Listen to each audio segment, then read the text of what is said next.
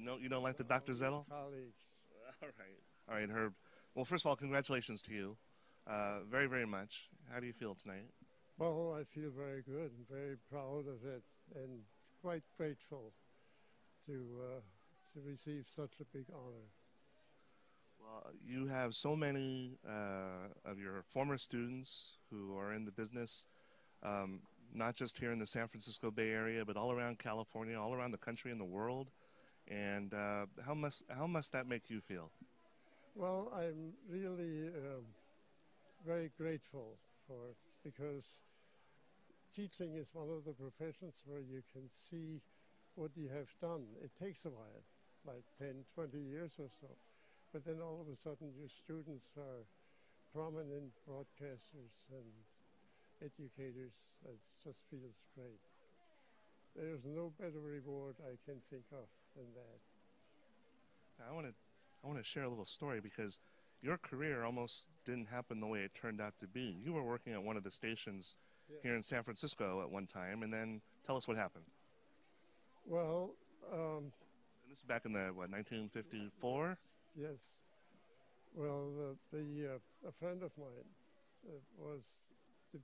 took over the department at San Francisco State, the television department, and I was just doing a big show, and it was really a 2-hour live show I directed, and miraculously everything went right this time. And even the grumpy technical director said, "Pretty good, Herb." And so I was really proud walking out of the control room when I saw my friend who had taken over the television department at San Francisco State. And I said, "What do you think, Stu?" And he said, "Well, how about coming to teach with me?" And I said, "You must be kidding." Because I was the young director on the go. But then he said, "Well, come out and look at the facilities, look what we are doing and all this." So I thought, well, my wife said, "Why don't you see what's going on?"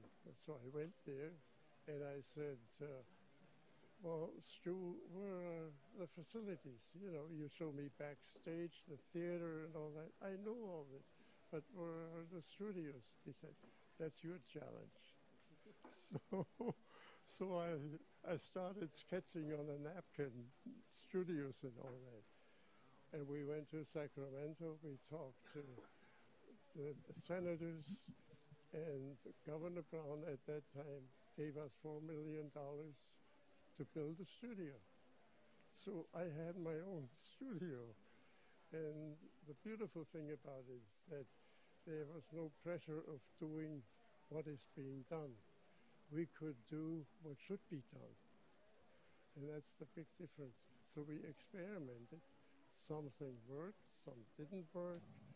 And then I had brilliant students who helped me, be a good teacher. It takes good students to be a good teacher. And now, I look at my former students who are just very prominent all over the world. And they're prominent all around the world and locally and around the country because of you, sir. Well, yes, mainly because the books I wrote. So some were, inviting me back for a talk, and some of my former students translated my books into Chinese. So it spread. That's great. And I traveled through Europe and the Far East, and it was very satisfactory. And I also, at one time, I traveled for the State Department. Oh, wow. I was an academic specialist.